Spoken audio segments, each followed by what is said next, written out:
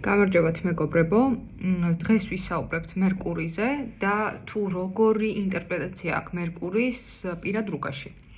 და განვიხილავთ თითოეულ ნიშნავს, რა თქმა უნდა. შეგახსენებთ საკუთარ თავს ლეილა. გთხოვთ რომ გადახვიდეთ ჩემს YouTube არხზე, გამოიწეროთ ის, გაუზიაროთ მეგობრებს და ლაიქოთ და კომენტაროთ და დააფიქსიროთ თქვენი აზრი.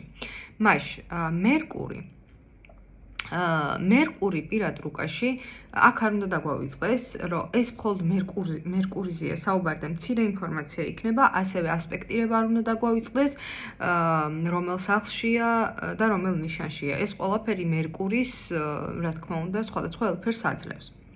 ეხლა ზოგადად მერკური რას განაგებს პირად რუკაში. პირველ რიგში მერკური პასუხისმგებელია კომუნიკაციის უნარზე. თუ როგორ შეუძლია ადამიანს კომუნიკაცია, შეუძლია თუ არა საერთოდ და ასე შემდეგ. შემდეგ იგი განათლებაზე მიუთითებს, მეხსიერებაზე, განათლებაზე, მიდრეკილებაზე სწავლის მიმართ, ეს ყველაფერი მერკურის ახასიათებს, ანუ მერკური მართავს მას. ასევე მერკური განაგებს ტრანსპორტებს, შესაბამისად ესეც პირად რუკაში ძალიან მნიშვნელოვანია, ზოგადად ყველა პლანეტა არის ძალიან მნიშვნელოვანი, ყველა პლანეტის განლაგება.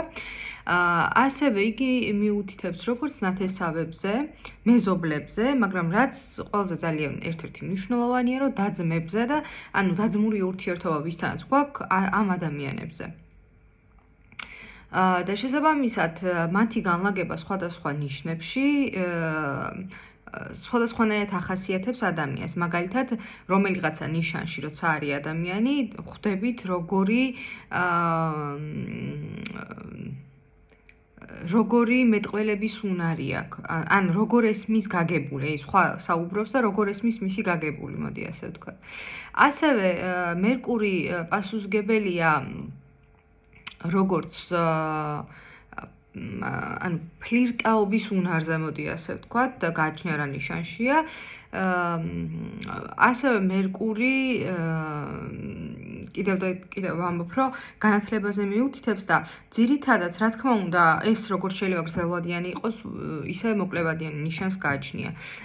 თუმცა განათლებაზე მხოლოდ მერკური არ მიუთითებს. თუმცა ეს ერთ-ერთია.